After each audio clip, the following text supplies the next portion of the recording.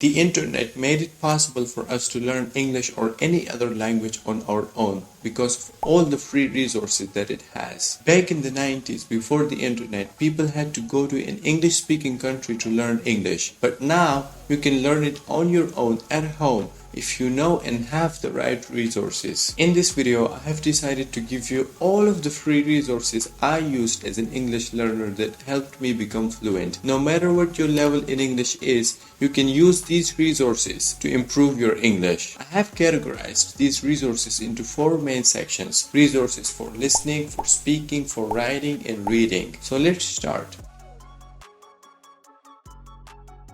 For listening, I'll share with you some YouTube channels that you can watch videos of that will help you improve your listening skills. The first one is English with Lucy. She teaches English on her channel. Her videos are about pronunciation, grammar rules, and everything else. Ali Abdaal, he makes videos about productivity and self-improvement. Iman Gaji, he makes videos about finances, businesses, and making money. Another one is Pentelimon Hardy. He's actually a friend of mine who I have huge respect for.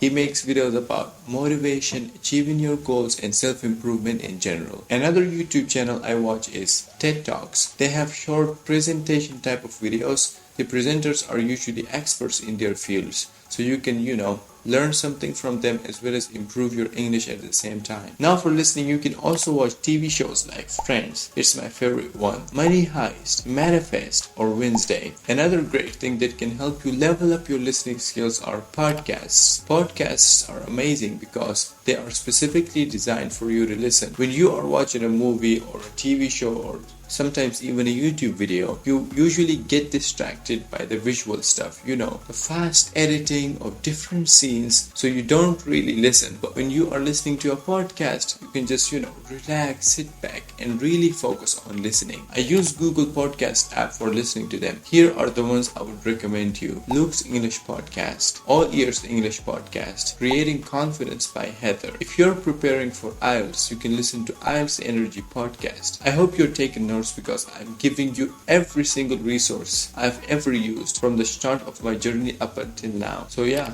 take notes.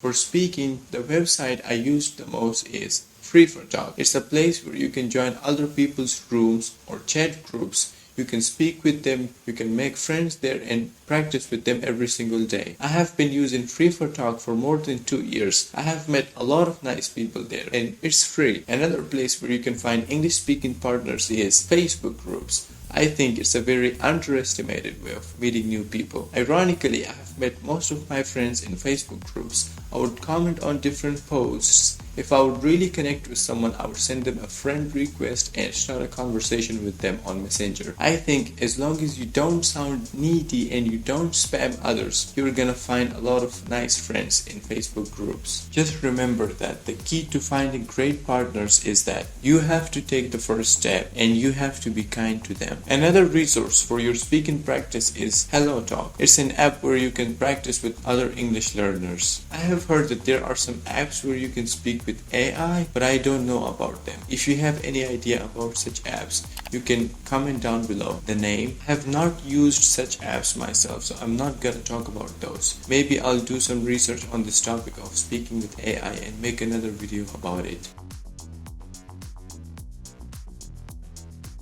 For writing, I use a couple of different things. I write in Google Docs and Microsoft Word. Some people use Notion. It's a great tool. I think it's way better than Google Docs because in Notion you can organize your essays or whatever you're writing more. Recently, someone asked me in the comments, how do I find mistakes in my writing? There are a couple of tools for that. The first one is Grammarly.com. They will find any grammatical mistake you have in your writing. But ChatGPT made things way easy for us. You can go to ChatGPT right now and say, underline mistakes in the following text, and then you can copy the text you've written and paste it underneath. ChatGPT will automatically underline all of the mistakes you have in your writing. It's not perfect, but it's adequate enough. If you want to improve your writing skills, soon I'll make a video on this topic because I feel like it's very, very important. And also there's one resource that is not particularly related to writing, but I want to mention it because it's so amazing. It's called the Cambridge Dictionary. It's the best dictionary I've ever used in my life. If you don't know a word, you can search it in there. It will give you its definition, examples, and its pronunciation both in British and American accent. It's amazing. For reading, there are so many different resources that I use because I'm a bookworm. I guess I read a lot. You can read articles in English. My favorite ones are WikiHow and FluentU.